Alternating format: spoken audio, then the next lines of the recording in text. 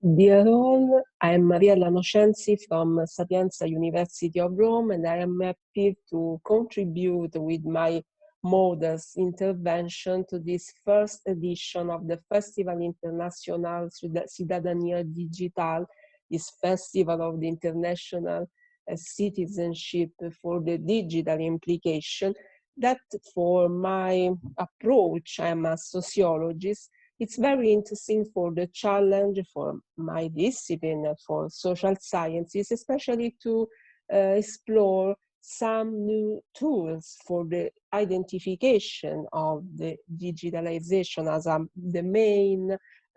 phenomenon of this society, of the contemporary society. So that I would like to share with you some ideas, some evidences from my researches and from the exploration of my colleagues about some very important settlement and fundamental of this exploration that could be new driver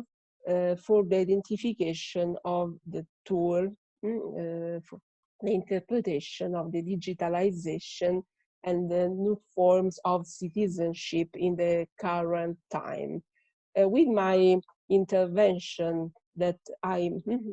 have defined as important to describe the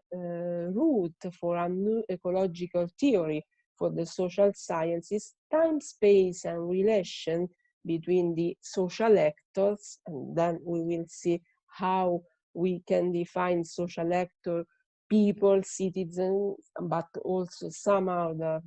subject of our society, could be interesting for sociology and for our interpretation of the current social facts that we are interested to explore. My profile, my scientific profile, as you can see in this slide, is entitled by the social sciences, social studies, especially regarding to the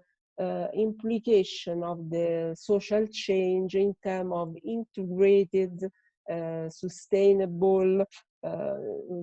analysis of the social facts. I'm the coordinator of this International Observatory of Social Theory on New Technologies and Sustainability, Sustainabilia, that is a place for many of you and a lot of researchers in the world that analyze what happened in the current society, especially in terms of a definition of a new theory to interpret this social fact and to formulate some some evidences that could be important for the decision makers, but especially for our social sciences to define their new function in the current society, in the current time, and to describe how we can contribute to the analysis of the social fact. That is a very, very impressive role that scientists has to assume, especially in this uncertain period of our history. But there are some evidences of what I can share with you about my reflection on the social of the contemporary society that we can explore in these minutes of our conversation. My researches, my experiences in some working group and in some editorial team for the publication that in this case I can share with you in this slide are the first support for my theorization, for my interpretation of this transformation. My brief speech aims at analyzing this very important change in terms of change of paradigm to the interpretation of the social facts of the contemporary society, but also to analyze how time, space, and relations could be used to define new, very important concepts, theories, and then implication and application on social facts, especially in the view of the radical revolutionary change that we are living, especially in this month, in these days, but as we can see also in the evolution of the modern time, modernity, contemporaneity in the last decades. The main goal is to define a new theory, new social theory to the interpretation of the new world, a world that is digitalized, that is the perfect home for a new idea of social actors, and the digitalization and the citizenship in a digitalized world could be a very interesting scientific place where we can explore this idea. My speech will analyze 5 interesting points to the evolution at the end of this speech of an idea in the form of a theory. We can explore factors and dimensions of change, especially with the latest experiences of our everyday life. Then we can analyze time, space, and relation as the basic concept, basic point for a definition of a theory, and then the urban dimension in the following step would be important for the contextualization of our idea of change. That is not a word joke, is a changing concept for social sciences, so that when we are talking about social change, we have to stress that it's important that this change, especially for its social implication, is a changing concept if we can compare the change of some decades ago or of the beginning of the modernity, as social scientists love to define the new revolutionary period of their life. The urban dimension could propose a new strategy for the definition of a living condition in the changing world, so that we can explore some points of this urban response, and then we can define our idea of a new paradigm for the interpretation of these new scenarios that also your festival, our festival, try to explore.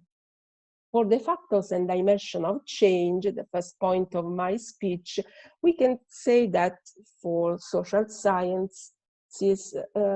the change is a normal status of the social condition. But when the rapidity, so the time evolution, the direction of change, its flow, the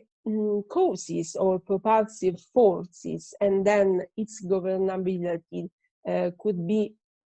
significant for our interpretation, this social change, so this transformation of the structure, of the organization of a society in a specific period that we try to analyze, become a social fact that is important for the for a theorization of this evolution. So that many of the social facts that we knew in the history, that we are living in the current times, could be defined as a social change. And what we can say, what is a sharing point of the latest transformation of the organization, of the structure of the human relation, could be defined in these points that we can assume as characterization of this social transformation. The social facts are characterized by networks of action. There isn't a social action that could be considered as a revolutionary moment, period, the causes of the change. But when a change, a transformation happens, there are many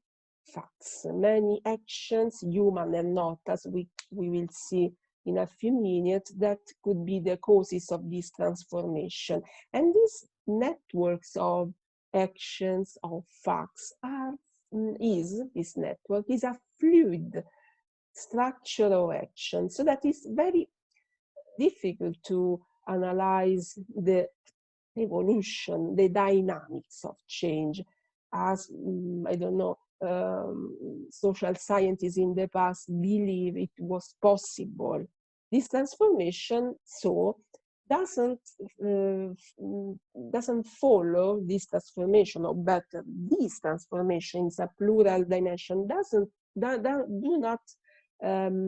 follow a linear evolution, a linear dynamics. They are networks. They could be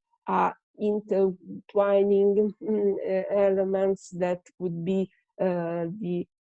components of this transformation, so that we analyze the change as you can read in this slide, a contingent emergence of social becoming. So we have a contingent or in progress definition of these facts, so that we have different elements that are constituting of the social transformation, and each issue, each point, each fact could be considered as fluid in its evolution. The evolution is not a positive trend that we can describe, because an evolution could be also defined as not progressive. So after a social transformation, the output and then the outcome could be negative for us, even if in our potential expectation it could be evolutionary, revolutionary too. So the progress, the idea of progress, of the evolution that were fundamental for the modernity, today are not so impressive and not so important or strategical, and they are disappeared, or they are disappearing their power. And we can see that the human decision and choices, so the range of alternative options to define our visions, the direction of our change is not so clear, is not so defined as in modernity. One example of the factors and dimension of change is described by the outline definition of pandemic, that in the last month, and also in these days, is a characterization of our idea of progress and of future for us. As you can see in this slide, what pandemic holds in our society is a revolution of the temporal perspective, of the spatial dimension, and of our relationship. The idea that we can live in the present only for facing the present facts is not so strategic to face, to challenge the condition of pandemic. The spatial dimension are not so connected to our action or normal action, or to our idea of control of our modern or previous space of pandemic. As you can see, our social distance, but also our idea of future change are changing thanks or due to the pandemic condition. And in our relational life, there are the implication of time and space, as we have described this evolution in pandemic society, but also the presence of very interesting identity that could be our identity projected or replaced or defined thanks to the digital identification or the digital identity, as we can propose or the other can see if they can watch a video, as you are making when you are listening to my conversation or my explication. But there are many other actors that we can live with our pandemic condition. As you can see in this picture, there are robots, there are artificial intelligence algorithms that are planning our life in this unexpected condition of pandemic. So a social change, as pandemic could be defined, change our temporal, spatial, relational dimension, and define in a different way the social condition that for the first time faced a new input as pandemic was. We can see that in our definition of, for example, temporal dimension as social change, the human nature of this implication could be interesting if we can compare the human era with the previous very extended era of the evolution of the not human, but of the living species in our past time. And our temporal dimension are characterized by this contracted idea of time. You can compare the epoch that we are living in, the Pleistocene, the Holocene, with the previous era, and you can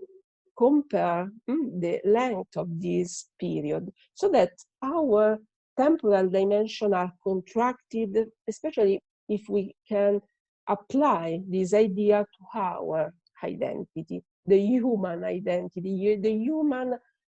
comparison of identity with the other living species in our history. So that what happened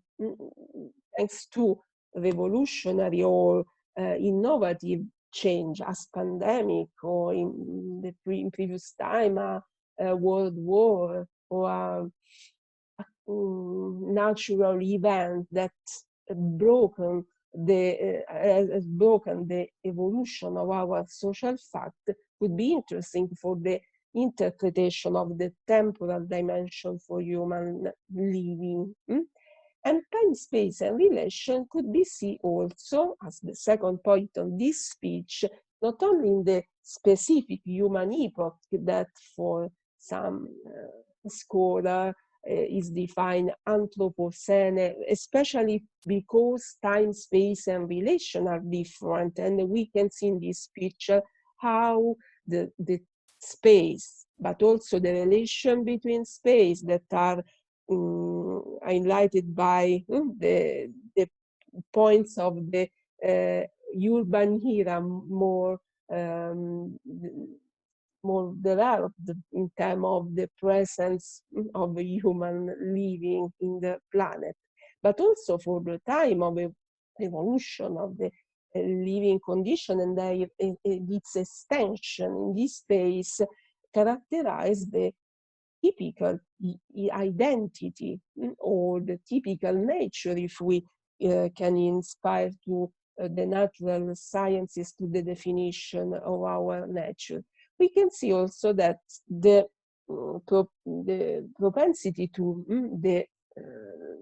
compression of time and of extension of the space, and in the extension of the space we can insert also the intensification of the relation, is represented also by some demographic data. In this case, the most populous countries that in very compressed time could duplicate or decuplicate since from 2017 to 2015. And you can see also the total fertility rates as connected to the development in terms of quantity, but also of the relation between human can characterize the evolution of some countries, especially as you can see in the second part of the slide, countries in Africa, and for the countries that has most populous areas in some place of the planet where wealth or the reproductive power can enforce this expansion of space and compression of time of the evolution. But we can see also that if we can profile a dimension of this evolution in terms of space and time to the end of this century, we can see how world, but also in the world, some other continents, some continents of the world can propose data that can offer a duplication of this quantity, so that the trend of the compression of time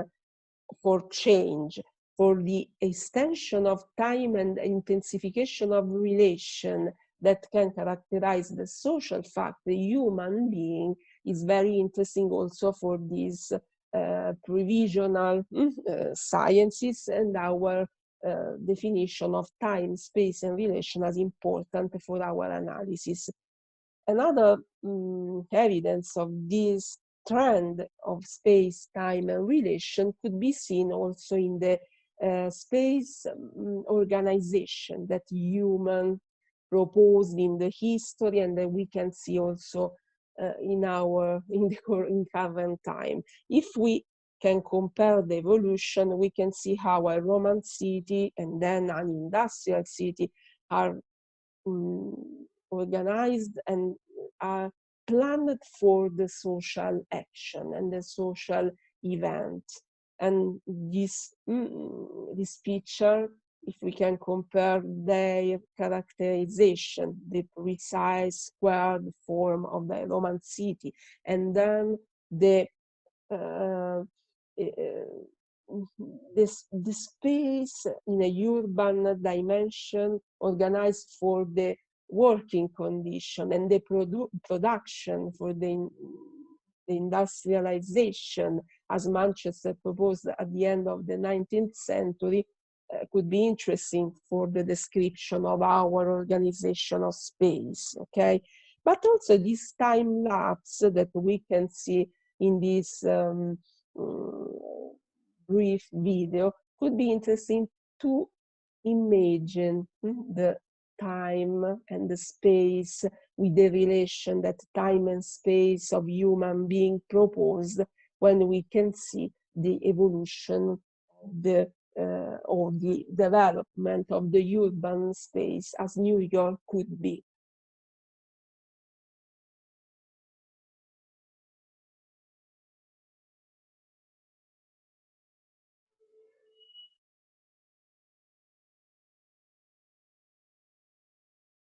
This is New York in the 17th century.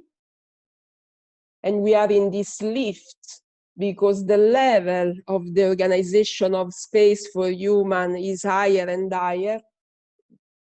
This is at the end of the 19th century, New York.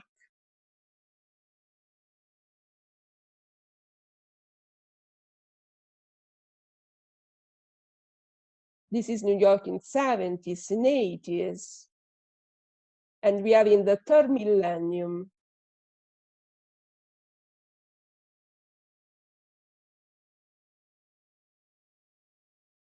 And now we are here, 102nd floor. the organization of our space is not only in a horizontal dimension, but we are colonizing also level and level of space, because space is a multidimensional place where the human use of time, the human plan of the space, and the human relation are developed. But so it's very interesting to see also the dimension of time and space integrated in the use of the urban place, in this case, in the case of the evolution of a big, very important big city, and then a metropolis as New York. And the urban space today is a very interesting scenario where we can try the meaning of time, space, and relation. Only 2% of the Earth's surface are urban, but in this 2% of the world's surface, we can see that people live in a majority portion, for 15.4%, and we can see that more than two-thirds of the world health is produced, but also the 60% of pollution and the 78% of the energy produced. So the urban dimension could be defined as very strategic social scenario for the interpretation of the meaning of time, space, and relation to analyze change and the social change, especially with this limit of the urban areas in their development that we can see, especially thanks to the contribution of the Stockholm Resilience Center. Johan Rockström defined the boundaries of this planet and the human development, and many of the critical aspects of this development, as you can see in the red areas, could be very interesting for the definition of the limit of this change, of this dynamic of change, especially if we can consider the biosphere integrity or the biogeochemical flows, but also the ozone depletion, connecting this point to this problem to the urban dimension. This urban dimension, as we can see in this place, in this point of our speech, of our reflection, are considered also by social scientists are strategic. They are, for back the representation of this global scale of the effects of risk. And what Castell was talking about net society, or Bauman, with this application in also in individual dimension of the risk and of uncertainty of change, refer to the global risk management that has in the urban places the representation of the problematic dynamic of risk in terms of the time, space, and relation that are changing. And especially in the urban places, we can leave what Bell defined as the problem of the governability that we describe as a very interesting point for the definition of the dimension of social change, as you read in the previous slide, because the risk society where we live in, where the change produces risk, we can consider too many extensive in their national or supranational dimension to plan this risk, but the local dimension is too small for the global implication of this problem, so that the urban areas could be considered strategical for their implication, for their application of the risk dimension, of this application, of this implication of the change to the social description. In this video, you can see how the urban scenarios define a condition of risk when we can live in this area that are impacted by a very radical revolution of all these dimensions: temporal, spatial, and relational dimension. And we can see how the urban place changed in this picture when they are affected by a social fact. Pandemic is a social fact that changed the living condition, and so change in a different way. If we can compare this change to the previous one of the social fact. And pandemic is a very changing way of a change in a urban place.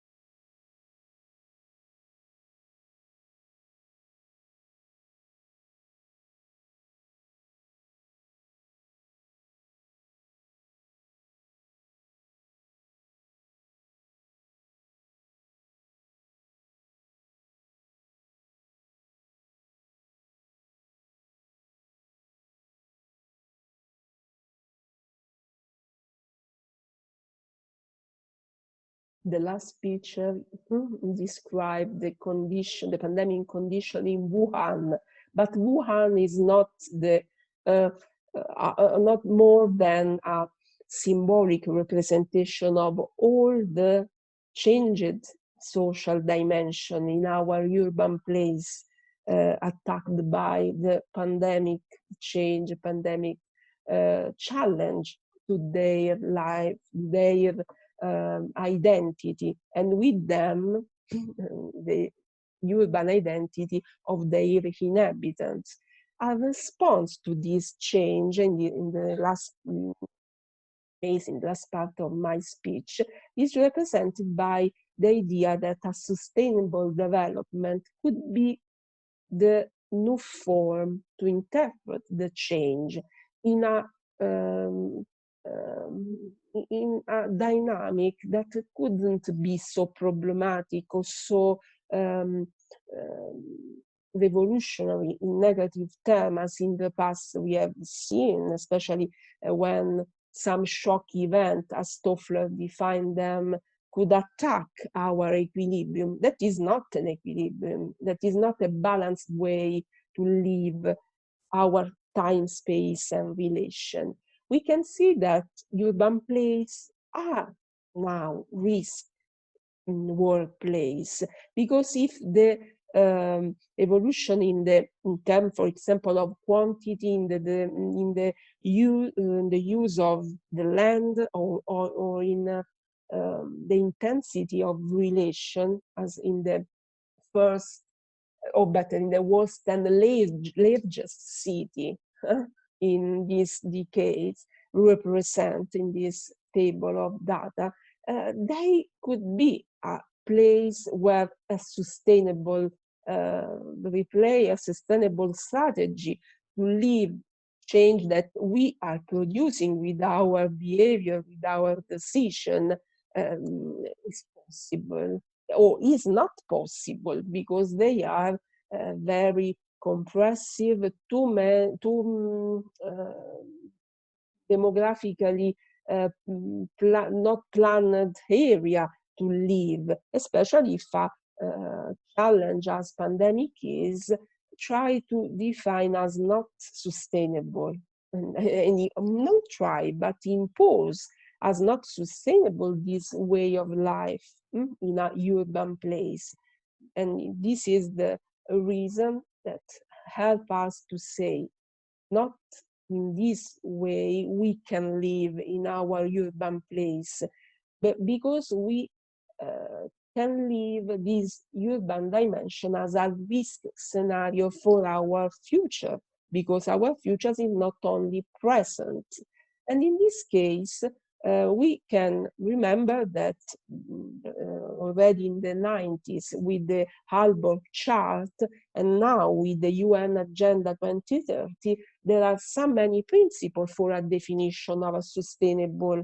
urban place. So management of resources, as you can read, the integration of the political objectives for development, but also the implication, the positive implication of development for an ecosystem, not only for the production or for the economics, or I don't know, for the richest classes in society. And this strategy for the Aalborg chart, but also for the UN SDGs, is cooperate and make very strong partnership, because all the stakeholders have to contribute to this development. And the SDG 11 for sustainable cities and communities include all these principles to apply for a new definition of definition, but also for a new plan of planning of these urban places, as you can see in this description of the SDG 11. But especially for some points, the last paragraph could be very interesting. The impact of COVID-19 was very strategic for the political decision, and so for our political, economic, social representative person to define new form of urban planning, and to enforce the idea that we can include all rights, all needs, and define the use of resources to a shared, you can say, satisfaction of these needs that are all different and that are characterized by change, because they are not stable, they are not assumed as fixed, but they are changing. And so we can come back to our idea of the social change. Some best practices could be these post-urban areas, but the idea to use post, this prefix, for define a urban place with something that is different because it's the following or the future dimension of something that now we have as stable, induce the social scientists to define all these points that describe a post-urban area in different way. I can propose organic area, because in an organic way we have all the resources that are defined with a relational that could be satisfied for each need, all the different needs. So each need that we have to satisfy, facing injustice, inequalities, balanced benefits and disadvantage of the change, because change is neutral. We are the judge of the orientation of this change. And if we can balance our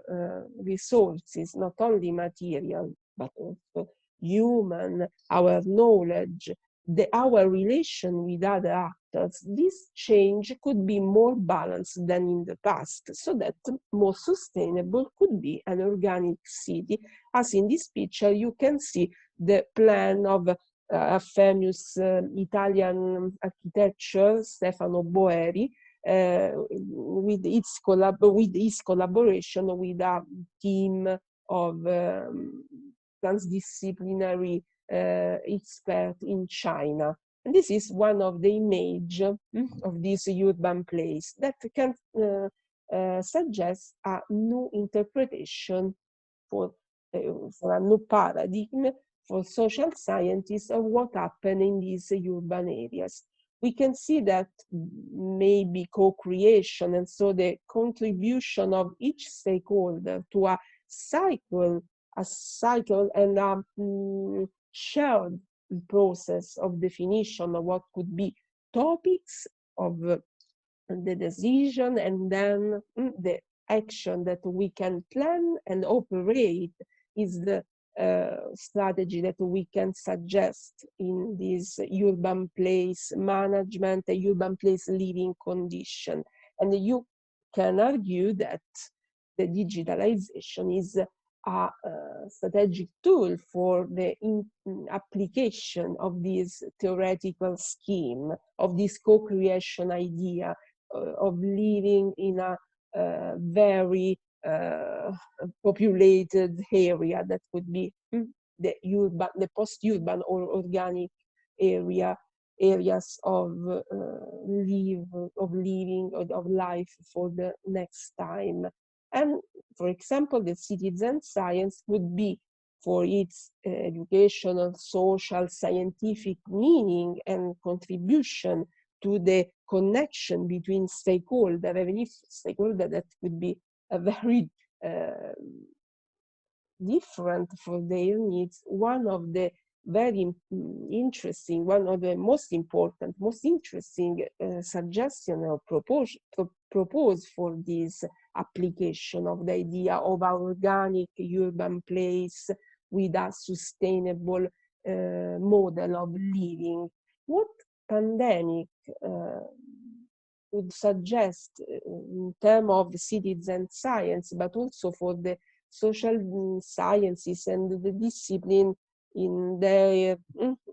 whole representation, for me, is this paradigm shift, because some principle of the previous model of interpretation of change are not more applicated or applicable or usable for the description of what happens in this time. As you can see, principle as the precautionary, the evidence-based, or the consensus among scientists, the ethic of public and social action, and the communication about all these issues are different, as you can read in this slide, if we can compare what happened in the previous time, especially when we can avoid the risk negative aspects, or we have to resign to possible bets of our development model. Because today, if we can choose one of these points today, we can see that with the precautionary principle, we can avoid the change in a specific dynamic orientation. As we can see, for example, some action that prevent and a risk that could be uncertain for our health condition without the need to wait for scientific evidence about the existence and the extent of the risk involved, with pandemic is not more possible, because pandemic propose a risk that is not uncertain. We are keen to see that the causes of this pandemic are not so unexpected, and the uncertainty in concern to the effectiveness of a series of measures, as all the protective decisions that or measurements that we are applying in our everyday life are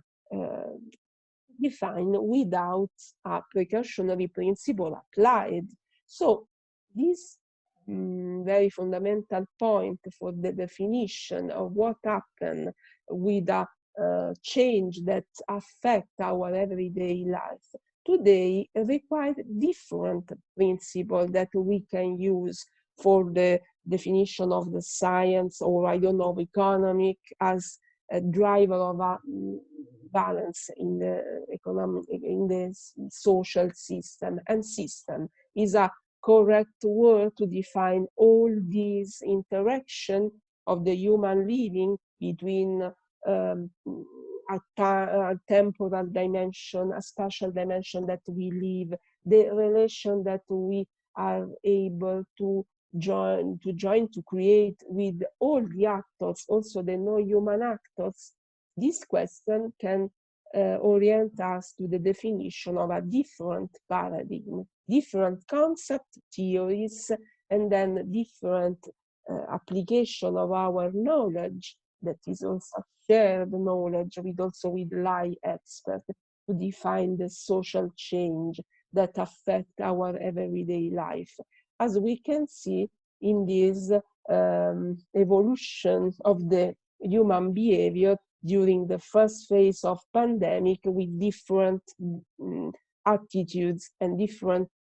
opinion of the human, normal human individual, when he or she, in this case, he in the first phase, she at the end of the curve that is flattened, face the idea of a risk, but also the fact of a risk that can change his or her everyday life. I can share with you some references of my ideas that I can consider as important for the for a deeper reading and comment about these first evidences of research, of analysis of what happened when a change can affect the human living and no human living in a contemporary society, where we can assume as important some drivers, digitalization and the new form to live as human identity could be considered as typical of the way of life that are interpreting day by day.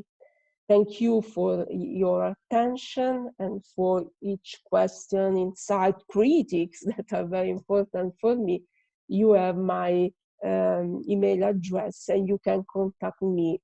freely and when you want. Thank you, and I hope that the festival could be what you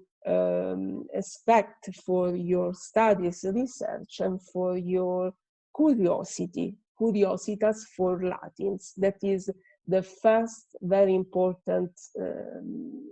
resource for our knowledge. Thank you. Bye-bye.